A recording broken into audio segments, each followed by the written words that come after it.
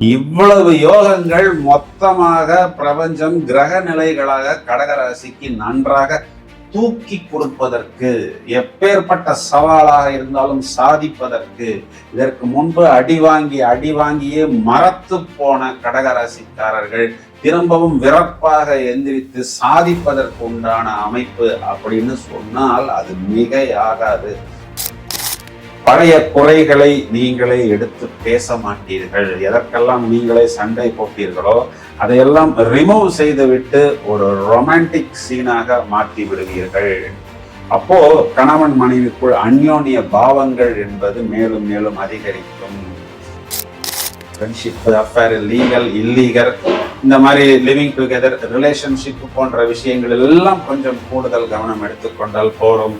இதெல்லாம் எப்போ சரியாகும் அப்படின்னு பார்த்தோம்னா, பிறகு குருவின் நட்சத்திரத்தில் அவர் ஏறி விடுவார். அப்போ குருவாகவே செயல்படுவார். ஆதிவாசி அடக்கிவாசின்னு சொல்வதே. எல்லோரும் வெற்றி பெற வேண்டும் என்ற வாழ்த்துக்களுடன் நிகழ்ச்சியை தொடங்குவோம். கோச்சாரத்தில் நாம் எதிர்பார்க்கக்கூடிய ஒரு சுவாரஸ்யமான சம்பவம் காத்திருக்கிறது. என்ன சார் அப்படின்னா, துளாராசியில் சுக்கிரன் ஆட்சி பலம் பெற போகிறார். சார், இது வழக்கமா வரக்கூடிய ஒரு விஷயம் தானே என்று நீங்கள் எனக்கு சொல்வது நன்றாக புரிகிறது. வழக்கமாக ஒரு மாதத்தில் ஒரு ராசி மண்டலத்தை சுக்கிரன் கடந்து விடுவார். இந்த தடவை என்ன பண்றாருன்னா, செப்டம்பர் மாதம் 3ஆம் தேதி முதல் நியூ இயர் பிறந்து 2 நாட்கள், கிட்டத்தட்ட 4 மாதம், 120 நாட்கள் சுக்கிரன் குறிகாட்டக்கூடிய காதல், காமம், உல்லாசம், லக்ஷரி, நிதி, இடிப்பு, சுப கிரகங்கள் என்று சொல்வதில் சுக்கிரனும் இடம் பெறுகிறார். சுப நிகழ்வுகள் நிறைய ராசிக்கு தூக்கி கொடுக்க போகிறார். சுக்கிரன் வக்கரமடைய போகிறார். நடுவில் கன்னிராசி மண்டலத்துக்குள் வருகிறார். திரும்பவும் துளாராசி மண்டலத்தில் ஆட்சி பெற போகிறார். புதன் சேர்க்கை, சுக்கிரன் புதன் சேர்க்கைக்கு மதன கோபால யோகம் என்றொரு யோகம். சுக்கிரன் குறிகாட்டக்கூடிய தெய்வம் மகாலட்சுமி, புதன் குறிகாட்டக்கூடிய கிரகம் தெய்வம் மகாவிஷ்ணு. இது என்ன ஒரு பிரதானமான விஷயம் அப்படின்னா, கன்னிராசி முடியக்கூடிய நட்சத்திரம் சித்திரையின் பாதத்தில் குறிப்பாக நமக்கு வர்க்க உத்தமம். ஏன்னா அது உபயராசியின் 9வது பாதம். சித்திரத்தில் வர்க்கோத்தமம் ஏற்படுகிறது. பிறகு சரராசியாக வரக்கூடிய துளாராசி மண்டலத்தின் தொடக்கத்தில் அதே சித்திரை நட்சத்திரத்தில் வர்க்கோத்தமம் ஏற்படுகிறது. சுக்கிரன் ராகுவின் நட்சத்திரமான சுவாதி நட்சத்திரம் 4வது பாதத்தில் பயணிக்கும் பொழுது நவாம்ச மண்டலத்தில் இது மீனராசியில் இடம்பெற்று புஷ்கர் நவாம்சம் என்ற ஒரு அமைப்பில் வருகிறது. உங்களது ராசிக்கு என்ன தரப்போகிறது என்பதை சுவாரஸ்யமாக, கொஞ்சம் கேஷுவலாக, ஈஸியாக, ஜாலியாக இப்பொழுது நாம் பார்ப்பதற்கு தயாராகிவிட்டோம்.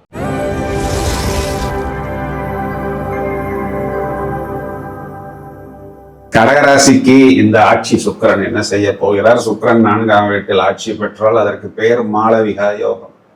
ராசியில குரு உச்சம், அதற்கு பெயர் ஹம்ச யோகம். தொடக்கத்தில் குரு செவ்வாய் சேர்க்கை, குரு மங்கள யோகம். கடகம்னாவே அங்க ராசியில சந்திரன். அப்போ செவ்வாய் நீசமாயி அந்த வீட்டுல சந்திரன் ஆட்சி அப்படின்னா அதற்கு பேர் நீசவங்க ராஜ யோகம். சுக்கிரன் 10ஆம் இடம் தொழில் ஸ்தானத்தை பார்க்கிறார். லாபாதி ஆட்சி பலம் பெறுகிறார். குரு 9ஆம் இடத்தை பார்க்கிறார். குரு செவ்வாய் சேர்க்கை 9, 10 அதிபதிகளின் சேர்க்கை. இதற்கு பெயர் தர்ம கர்ம அதிபதி யோகம். நான் சொன்ன யோகங்கள் எல்லாமே ராஜ யோகங்கள். இதுல ஒரு 2, 3 இருந்தாலே படம் காட்டலாம்.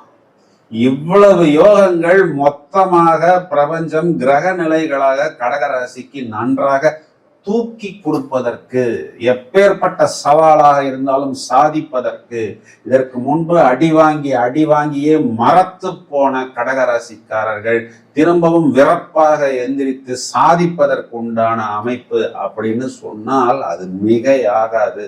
அவ்வளவு பாசிட்டிவ் வைப்ரேஷன்ஸ் இது காலகட்டங்கள்ல கடகராசிக்கு கண்டிப்பாக வரும். மெயினா 4ஆம் இடத்தில் சுபகிரகம், ராசியில் சுபகிரகம், 2மே ஒளி கிரகம். 1 ராசியில, இன்னொன்னு 4ஆம் இடம்னா உங்க வீட்டுல. சோ இளைஞர்கள் நிறைய காதல், நிறைய வாய்ப்புகள், சுபகாரியங்கள், பேச்சு. ஓப்பனா சொன்னா உங்களுடைய காதலை கொண்டு போய் உங்களுடைய பேரண்ட்ஸ்ட சொல்லி லவ் மேரேஜை அரேஞ்ச்டு மேரேஜாக மாற்றுவதற்குண்டான நேரம். ஒரு 3-4 மணி நேரம் முதல்ல எல்லாருமே மாத்தி விசாரணை பண்ணுவார்கள். அதற்கப்புறம் உங்களுக்கு ஓகே என்று சொல்லி விடுவார்கள். சூடு பிடித்து விடும். இப்பொழுது வேண்டாம், அப்புறம் திருமணத்தை பார்த்து கொள்ளலாம்னு யாரெல்லாம் சொன்னார்களோ அவர்கள் எல்லாம் பார்க்கலாம் வாங்கள் என்று தொடங்கி விடுவார்கள். மேலும் உங்களுக்கே எங்கிருந்து தான் அந்த தைரியம் வந்தது அப்படின்னு தெரியாத அளவுக்கு ஆக்டிவாக மாறி விடுவீர்கள். குறிப்பா திருமணம் ஆன நபர்களாக இருந்தால் கணவன் மனைவி உறவில் மேலும் அன்பு, ரொமான்ஸ், உல்லாசம் எல்லாமே அதிகரிக்கக்கூடிய டைம்.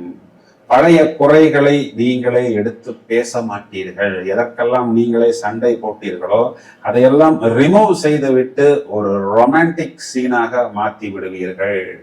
அப்போ கணவன் மனைவிக்குள் அந்யோன்ய பாவங்கள் என்பது மேலும் மேலும் அதிகரிக்கும். 4ஆம் வீடு அப்படிங்கிறது என்னன்னா, நம்மளுடைய வீடு, உங்களுடைய வீட்டை அழகுபடுத்துவீர்கள். சம்பந்திகள் வரக்கூடிய டைம், வீட்டுல சீரியல் லைட் போடுவீர்கள், வீட்டுல இனிப்பு செய்வீர்கள். ஏன்னா ராசியிலையும் ஒளிக்கிரகம் இருப்பதனால் நீங்கள் எதையெல்லாம் செய்கிறீர்களோ அதெல்லாம் உங்களுக்கு ஒரு நல்ல சோசியல் ஸ்டேட்டஸையும் ஒரு ஹைஜீனிக் ஃபேமிலி என்று சொல்லக்கூடிய அளவுக்கு உயர் அந்தஸ்தையும் கௌரவத்தையும் உங்களுக்கு ஏற்படுத்தி கொடுக்கும். பழைய உறவு தொடர்பான செய்திகள் மீண்டும் வரும். பதில் அனுப்புவதற்கு முன் 1க்கு 2 தடவை யோசிக்கணும். ஏன் அப்படின்னா உங்களுடைய கம்பேட்டிபிலிட்டி, அந்த பழைய பாய் ஃப்ரெண்டு, பழைய கேர்ள் ஃப்ரெண்டு, பழைய லவ்வர் ஏன் உங்களுடன் சண்டை போட்டார், நம்ம அவங்கள பழி வாங்குவது நம்மளுடைய நோக்கம் இல்லை அப்படின்னாலும் திரும்பவும் ஒரு வலைக்குள் போய் சிக்கி கொள்ள வேண்டாம். சோ இது ஒரு நிலா காலம், இனி வரும் காலங்கள் கனா காணும் அப்படின்னு கொஞ்சம் ரொமான்டிக் மூடில் போய் பழைய விஷயங்களில் மீண்டும் ஏமாறாமல் நம்மை கொஞ்சம் ஜாக்கிரதையாக பார்த்து கொள்ளணும். இதுல என்னன்னா, உங்களுக்கு சூரியன் சேர்க்க அப்படிங்கிறது மெயினா உங்களுக்கு பதவி உயர்வு, வருமான உயர்வு, உத்தியோக உயர்வு.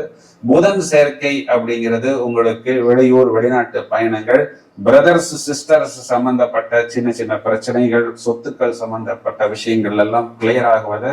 புதன் பத்திரம், டாக்குமெண்ட் உங்களுக்கு கிரயமாவது, உங்க லைஃப் பார்ட்னர் பேர்ல கிரயமாவது, இதெல்லாம் உங்களுக்கு வரிசையாக ஏற்படும். இதெல்லாமே உங்களுக்கு பிளஸ் பாயிண்ட். இன்னொரு ஆங்கிள் பார்த்தோம்னா, உங்களுக்கு லாபாதிபதி இந்த இடத்தில் உச்சம் பெறுகிறார். லாபாதிபதி ஆட்சி பலம் பெறுகிறார். அப்படின்னா என்ன அர்த்தம் அப்படின்னா, கூடுதல் லாபம். இதை வைத்து நிறைய பழைய கடனை நீங்கள் தீர்த்து கொள்ளலாம். சுக்கிரன் 10ஆம் வீட்டுக்கு பார்வை பலம். அப்போ உங்க ஆபீஸும் மெருகேறும்.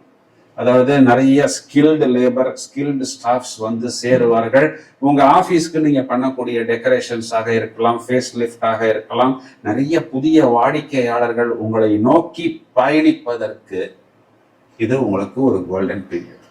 சுக்கிரன் முதல்ல உங்களுக்கு செவ்வாயுடைய நட்சத்திரத்துல பயணிக்கும் போது உங்களுடைய குழந்தைகள் சம்பந்தப்பட்ட விஷயத்தில் குட் நியூஸ். அது படிப்பாக இருந்தாலும், வேலை வாய்ப்பாக இருந்தாலும், திருமணமாக இருந்தாலும் சுபகாரியங்கள் கண்டிப்பாக நடக்கும். ஏன்னா புத்திரகாரகன் செவ்வாய், தனகாரகன், சுபகாரகன் குருவுடன் சேர்க்கை பெறுகிறார். அது ஒரு ராசியில். அப்போ உங்க கண்ட்ரோலில் விஷயங்கள் கண்டிப்பாக நடக்கும். சுக்கிரன் ராகுவின் நட்சத்திரத்தில் பயணிக்கும் பொழுது, அதாவது சுவாதியில் பயணிக்கும் பொழுது, குறிப்பா அந்த ராகுவுடைய 3வது பாதம் ஏறும் பொழுதுதான் அவர் நவாம்சத்தில், அது காலகட்டங்கள்ல 2-3 பாதம் ஏறும் பொழுது நவாம்சத்தில் மகரம் மற்றும் கும்பமனையில் இந்த பக்கத்தில், அதாவது நவாம்ச சக்கரத்திலும் ராகுவுடன் சேருவார். இது காலகட்டங்கள்ல மட்டும் இந்த ஃப்ரெண்ட்ஷிப், அஃபேர், லீகல், இல்லீகல், கள்ள உறவு, ஃப்ரெண்ட்ஷிப், அஃபேர், லீகல், இல்லீகல், இந்த மாதிரி லிவிங் டுகெதர், ரிலேஷன்ஷிப் போன்ற விஷயங்கள் எல்லாம் கொஞ்சம் கூடுதல் கவனம் எடுத்துக்கொண்டால் போறோம். இதெல்லாம் எப்போ சரியாகும் அப்படின்னு பார்த்தோம்னா, பிறகு குருவின் நட்சத்திரத்தில் அவர் ஏறி விடுவார். அப்போ குருவாகவே செயல்படுவார். ஆதிவாசி அடக்கிவாசின்னு சொல்வதை போல் இந்த ஃப்ரெண்ட்ஷிப் கோளாறு, நெகட்டிவ் டிஸ்டர்பன்ஸ் கோளாறு எல்லாம் தீர்ந்து நீங்கள் உங்களுக்கும், உங்களுடைய பாக்கியத்துக்கும், உங்களுடைய குழந்தைகளுக்கும் மொத்தமாக ப்ரொடக்டிவாக, ஐஸ்வர்யமாக சுபகாரியங்களை நடத்துவதற்கு தயாராகி விடுவீர்கள். ஒரே வார்த்தையில சொல்லணும் அப்படின்னா, 4ஆம் வீடு சுகஸ்தானத்தில் புதன் சுக்கிரன் சேர்க்கை என்பது, ஆக்சுவலா கடகத்துக்கு சுக்கிரன் பாதகாதிபதியாக இருந்தாலும் சுகஸ்தானம் அப்படிங்கிற ஸ்தானத்தில் அவர் உங்களுக்கு லக்ஷ்வரியை கொடுத்துத்தான் ஆக வேண்டும் என்ற ஒரு கட்டளையில் வருகிறார். இப்போ புதன் சுக்கிரன் சேர்க்கை உங்க வீட்டுல மகாலட்சுமியும் மகாவிஷ்ணுவும் ஒன்றாக வாசம் செய்யும். இது வீட்டுல மட்டும்தான் வாசம் செய்யுமா அப்படின்னா, உங்களுடைய ஆபீஸ், நீங்கள் வேலை செய்யக்கூடிய இடம் ஜீவனஸ்தானத்தை இந்த கூட்டணி பார்க்கிறார். அப்போ உங்களுடைய ஜீவனஸ்தானத்திலும் இந்த கூட்டணியானது வாசம் செய்யும். இதனால் உங்களுடைய தனஸ்தானாதிபதி சூரியன் இதன் மேல டிராவல் பண்ணுவதனால் வருமானம் மேலும் மேலும் அதிகரிக்கும். நினைத்த காரியங்களை நீங்கள் வெற்றிகரமாக முடித்து காட்டுவீர்கள். இதனால் ஃபுல்ஃபில்மெண்ட் ஆஃப் டிசையர்ஸ் என்று சொல்லக்கூடிய விஷயங்கள் பூரணத்துவம் அடையும் என்பதுதான் உண்மை. இந்த வாய்ப்பை பிரமாதமாக உபயோகித்துக் கொள்ளுங்கள். சார், நீங்க சொன்ன பாயிண்ட்ஸ் எல்லாமே நல்லா இருக்கு, இன்னும் கொஞ்சம் பாயிண்ட் சொல்லுங்கள் என்று நீங்கள் சொல்வது எனக்கு புரிகிறது. அடுத்து குரு என்ற கிரகம் அதிசாரம் பெற்று சிம்ம ராசிக்குள் நுழைய போகிறது. ராகு கேது பயிற்சி பலன்களும் தயாராகி கொண்டிருக்கிறது. இந்த பதிவை உங்களது நண்பர்களுக்கு நீங்கள் ஷேர் செய்யுங்கள். தொடர்ந்து இணைப்பில் இருங்கள். நிறைய காணொளிகள் தயாராகி கொண்டிருக்கிறது. Thank you friends.